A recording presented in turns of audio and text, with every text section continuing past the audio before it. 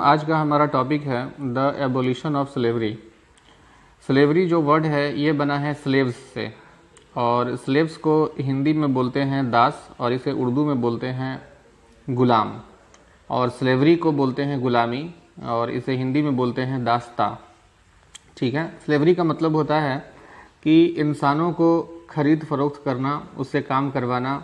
For example जैसे कि जानवरों को खरीदा जाता है, उसे बेचा जाता है, उससे घर में ला करके बांध के रखा जाता है, उससे काम करवाया जाता है। उसी प्रकार से पहले स्लेवरी थी, इंसानों को खरीदा जाता था, बिक्री किया जाता था और उन्हें खरीद के लाते थे तो उनसे काम करवाते थे, उनसे बांध करके रखते थे घर में, और उनको ठीक से खाना पीना भी नहीं देते थे। तो मतलब बिल्कुल जानवरों की तरह व्यवहार किया जाता था इंसानों से, इसे बोला जाता था स्लेवरी। ठीक है। और एबोलिशन का मतलब होता है जब किसी सिस्टम को, रूल्स को, रेगुलेशंस को, नियम को, कानून को जब हटाते हैं तो उसे बोलते हैं एबोलिशन। तो एबोलिशन ऑफ स्लेवरी मतलब स्लेवरी को हटाना, उसे समाप्त कर देना इस system. One of the most revolutionary social reforms of the Jacobian regime was the abolition of slavery in French colonies. यहाँ पे लिखा हुआ है कॉलोनी। कॉलोनी का मतलब होता है कोई शक्तिशाली देश जब अपने से कमज़ोर देश को अपने कंट्रोल में कर लेता है तो उस कमज़ोर देश को बोला जाता है कि वह कॉलोनी है।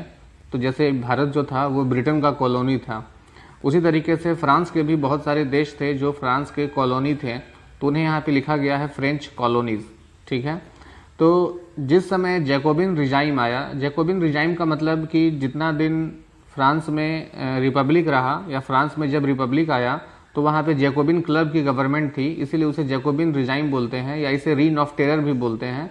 इस समय में जो फ्रांस के हेड था उसका नाम था रॉबिस्पियर, मैक्सिमिलियन रॉबिस्पियर, और वो किसी भी व्यक्ति वो अपना विरोध बर्दाश्त ही नहीं करता था और सबको अरेस्ट करवा करके उसे गिलोटिन करवा दिया करता था, जिसके बारे में हम लोग पढ़ चुके हैं।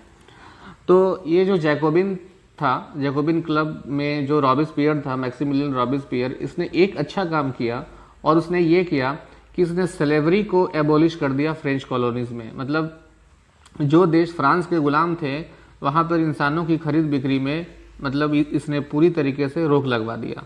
ठीक है। The colonies in the Caribbean, Martinique, Guadeloupe and San Domingo were important suppliers of commodities such as tobacco, indigo, sugar and coffee.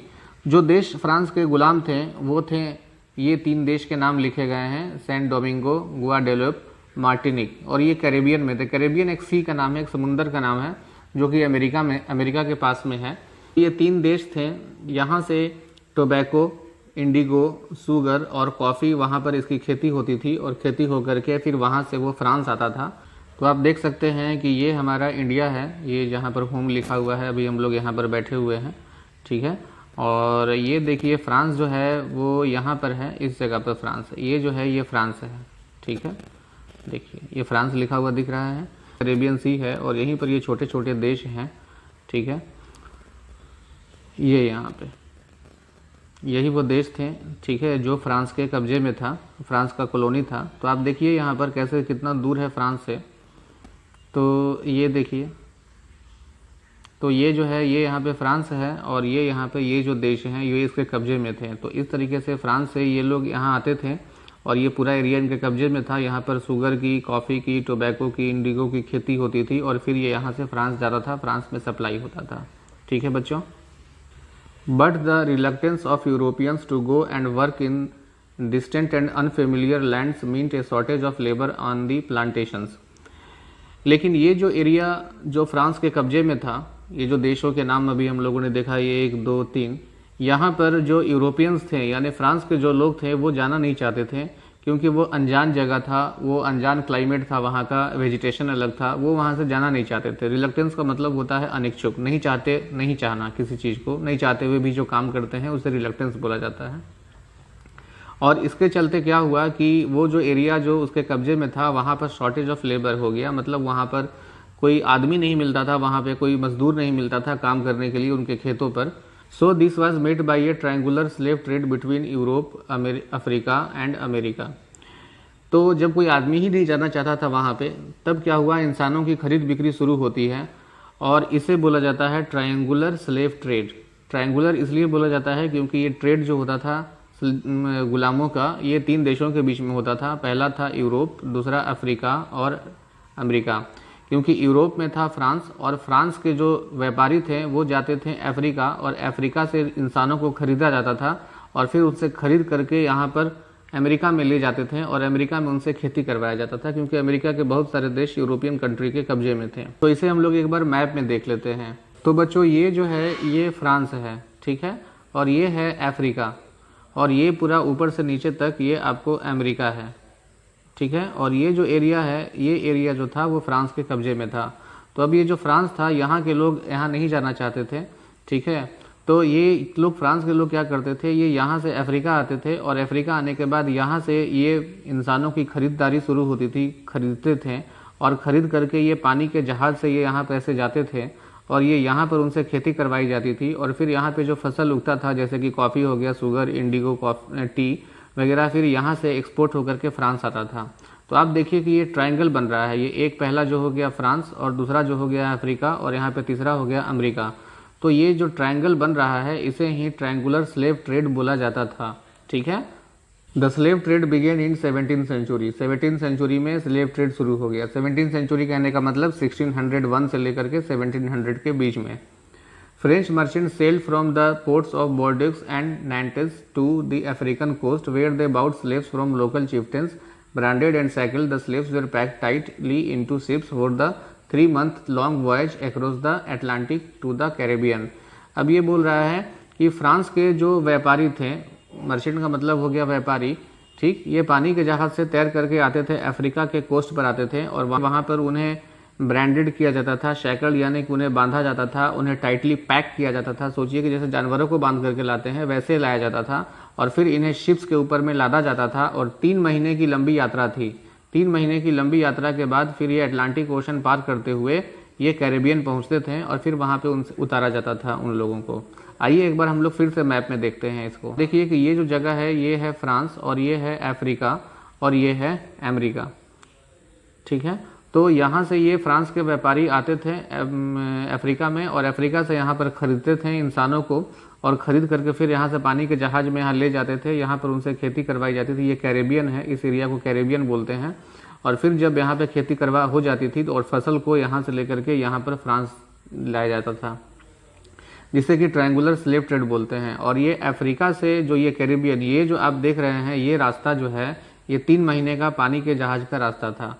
और ये इसमें ऐसा होता था कि मान लेते हैं कि 300 लोगों को अगर ख़रीदा गया और ख़रीद करके पानी के जहाज़ में लादा गया, और लाद करके जब उनको ले जा रहे हैं तो रास्ते में क्या होता था कि 150 मर भी जाते थे।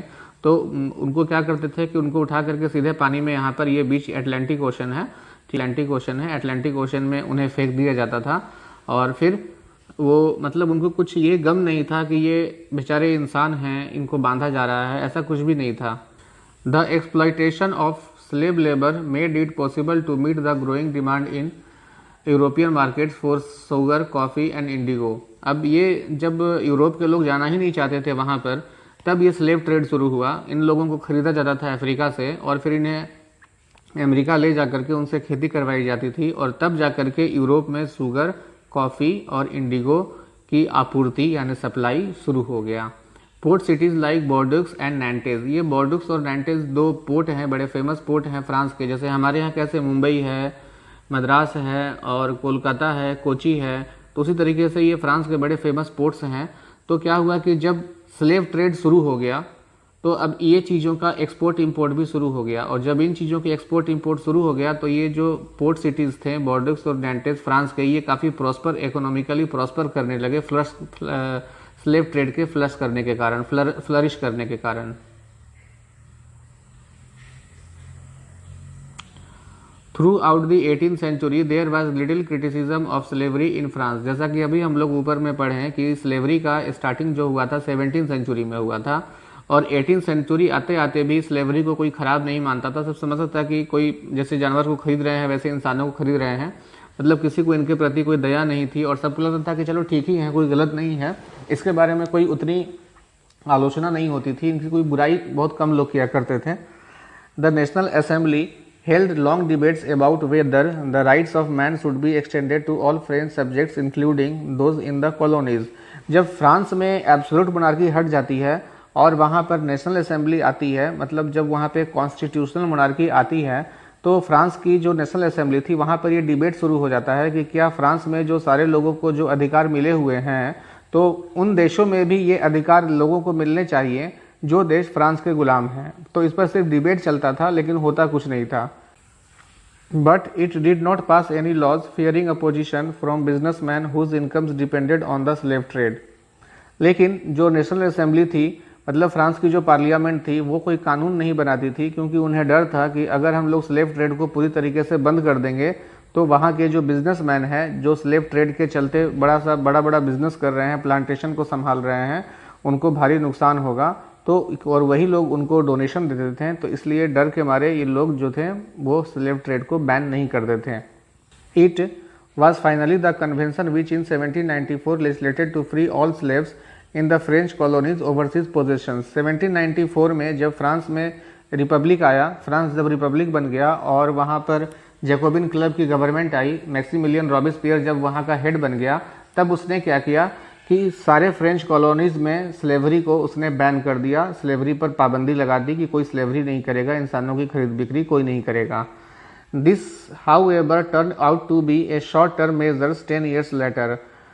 नेपोलियन री इंट्रोड्यूस स्लेवरी, लेकिन ये कुछ ही दिनों तक रहा, मतलब 1-1.5 साल तक रहा। उसके बाद जब आ गया नेपोलियन, जब नेपोलियन रूल करने लगा फ्रांस के ऊपर में, तब उसने स्लेवरी को दोबारा इंट्रोड्यूस करवा दिया, उसे दोबारा स्टार्ट कर दिया। Plantation owners understood their freedom as including the right to enslave African Negroes in pursuit of their economic interest। और जब नेपोलियन ने इस चीज़ को दोबारा शुरू कर दिया तो अमेरिका में जो प्लांटेशन ऑनर्स थे, जो फ्रांस के लोग थे, जो वहाँ पर सारे बड़े बड़े खेतों के ऑनर थे, उन लोगों को एक आज़ादी मिली और उन लोगों ने फिर से इंसानों की खरीद बिक्री शुरू कर दिया।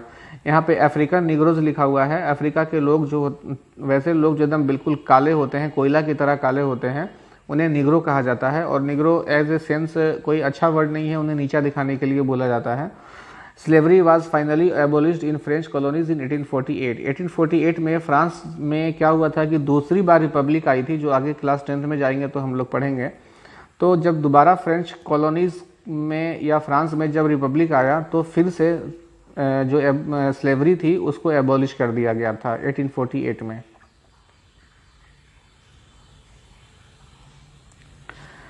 यहाँ पर एक वर्ड, न्यू वर्ड्स देखते हैं हम लोग। Negroes, Negroes a term use to the indigenous people of Africa south of the Sahara. Africa के जो साउथ मतलब सहारा डेजर्ट के नीचे का जो अफ्रीका है, जहाँ पर लोग बिल्कुल कोयले की तरह काले होते हैं, तो वहाँ के इंडिजीनियस लोगों को निग्रो बोला जाता है। यह एक डेरोगेटरी टर्म है, मतलब ये कोई अच्छा टर्म नहीं है, मतलब उन्हें नीचा दिखाने के लिए बोला जाता है, ठीक है। और ये अभी कोई यूज़ में नहीं है, अभी कोई यूज़ नहीं करता है दुनिया में इस वर्ड को, उस ज़माने में यूज़ होता था।